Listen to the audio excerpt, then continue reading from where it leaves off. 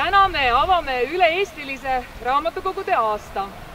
Just praegu teeb Eesti Vabariigi kultuuriminister Tiit Terik ettekande ja see toimub ühest vanimast Eesti raamatukogust, Tarvastu raamatukogust Viljandimaal.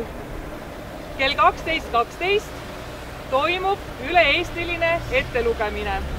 See raamat, mille teksti kasutatakse, on valitud statistiliselt, mis on enim laenutatud Eesti autori ilukirjanduslik teos 2021. aastal. Selleks on Muutumi mitte ainult Minu tädi Ellen, mida on laenutatud 3571 korda. Samal ajal loetakse lastele enim laenutatud lasteraamatut, milleks on Piret Raua Tobias ja teine B. Seda raamatut on laenutatud 4335 korda. Raamatuid loetakse ette ühel ja samal ajal raamatukogudes üle Eesti ja veebiülekande kaudu saab kaasa elada Tarvastu raamatukogu lugemisaktsioonile. Sellega avatakse raamatukogude aasta, mis pakub edaspidi igas Eesti paigas mitmesuguseid sündmusi.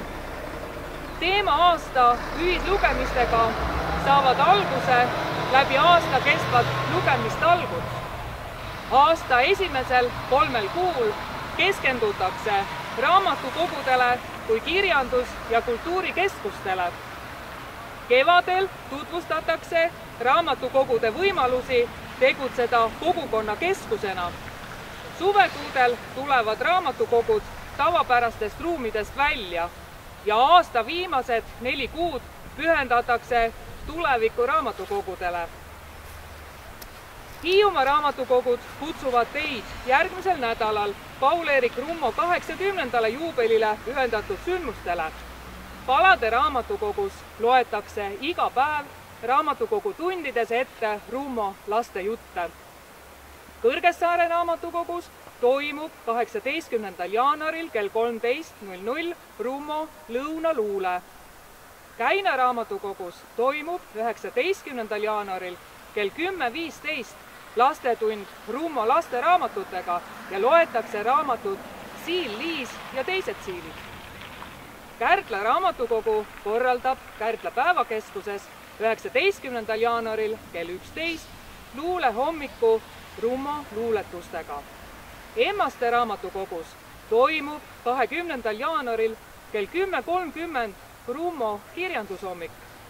Hellamaa raamatukogus toimub 20. jaanuaril kell 11.00 Rummo luule ettelugemine ning Käina raamatukogus toimub 20. jaanuaril kell 15.00 vestlusring Rummost Eesti kirjanduses.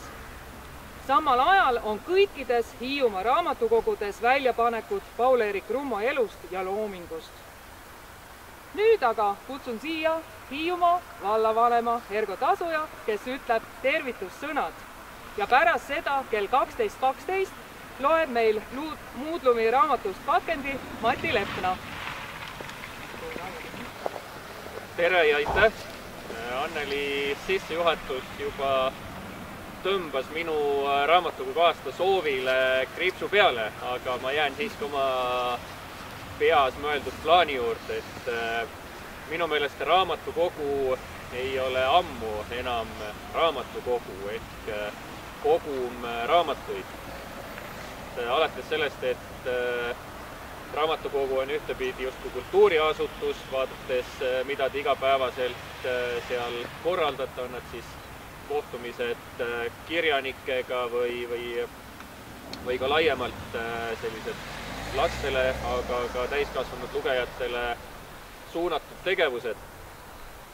Kuni siis selleni, et raamatukogu on justkui ka sotsiaalasutus ehk päevakeskus, kus käiakse oma muresid ja rõõmu jagamas, niisama aega veetmas või siis tulles selliste eredate näideteni, mis kevadel siin samal keskväljakul, kui Kärdla raamatukogu oma sünnipäeva tähistas, meenutustest välja tuli, et on neid koolipoisse, kes on ennast aja jooksul sättinud raamatukogusse magama, kuna see on üks tore vaikne nurgakene, kus on võimalik seda teha. Aga mida ma siis soovida tahtsin, on see, et raamatukogu aastal võiksid olla fookuses eelkõige just raamatud. Ehk põhitähelepanu võtaks raamatud kui sellised, et inimesed leiaks rohkem raamatuid ja lugemise rõõmu üles, et mul oleks väga hea meel, kui mõni raamat saaks ühe korra sellised laenutusnumbrid ka Hiiumaal kätte. Esialgu, kui Anneli ütles siin selle 3000, siis ma korraks juba imestasingi, et iga 3. hiidlane on seda raamatut lugenud, aga ma saan aru, et tegemist oli siiski üle-eestilise statistikaga, mis ei tähenda, et me ei võiks võtta sihiks, et mõne vahva teose puhul jõutakse ka Hiiumaal 4-kohaliste laenutusnumbrite. Aga minu poolt siis ilusat raamatukogu aastat.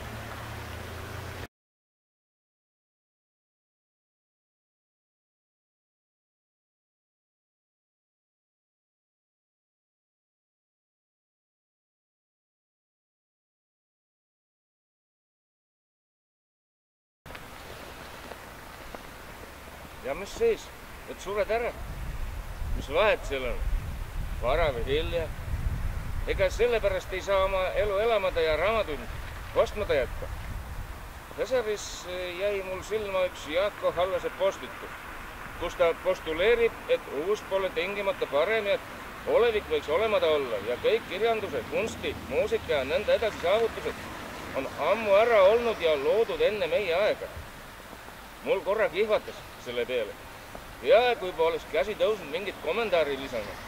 Aga ei, ma juba ammu ei kommenteeri midagi. Lasin niisama mööda, mis kasu sest on. Las ta arvab nii, tema õigus, milleks vaielda. Minu arvamine selles asjas on teistsugune. Asi ei ole üldse paremas ega halvemas, ega selles, mis jääb püsima üle aegade. Asi on just nimelt selles, et kultuur peab olema pidev. Isegi kui sind 3 aasta või 3 kuu pärast enam keegi ei loe, oli see raamat üks lüli katkematus protsess. Ka halb raamat, nõme teod, vilets näitus. Ometi oli selle viletsa näituse avamisel ennast kohale vedanud kunstnikud, ottavad ja muid huvilised. See on hoomamatu võrgustik, mida kultuuri abil luuakse. Sotsiaalne, mentaalne, aineline, mis iganes. Ta peab kogu aeg voogama, olema. Ei saa ju ede kujutada riiki, kus ühel päeval enam keegi ei kirjutaks luuletusi, ei maaliks pilte ega laulaks ühtegi laulu. Kunstilt kogu aeg mingeid ülimaid kvaliteete oodata on rumal. Ta lihtsalt on. Peab olema nagu söömine, magamine, muud tavalised asjad. Looming ja loomine on tavaline, lihtne elu avaldumise vorm. Ja mis siis, kui seda kehva näitust või keskpärast raamatut aasta pärast keegi ei mäleta? Korraks oli tore, vähemalt pundil inimestel, kes ennast ühte kohta kokku ajas, et kultuurselt koos olla. Niisama nagu kaovad majad ja kohad ja raamanturiiulid ja inimesed, nii kaovad unustuse hõlma ka raamatud, mida need inimesed lugesid ja pildid, mis neil esikus rippusid ja teatritükid ja vanad ajakirjad. Ega siis sellepärast ei oleks nad pidanud olemata olema. Vahel ma mõtlen, mille pagana pärast ma nii selgesti pean mäletama kadunud asju. Aga siis kuidagi taipan, et ma ei mäleta ju kadunud. Ma mäletan väga üldiselt. Ma peaaegu, et ainult mäletangi. Näiteks, kui ma siit Muhust linna sõidan, siis muutub see koht kohe mälestuseks. Mis sest, et ta on tegelikult olemas. Ta on isegi rohkem olemas just siis, kui ma siin ei ole ja tegelikult täpi pealt niisama kätte saamatu kui need kohad, mis on kadunud. Piisab ainult korra selg pöörata, kui pole enam asja ennast, vaid ainult mälestus temast. Võib-olla olevat ei saagi niimoodi kogeda, et ta ka kuidagi päriselt oleks.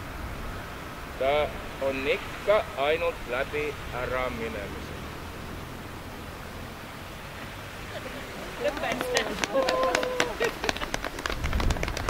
Sellega kõik kuulutab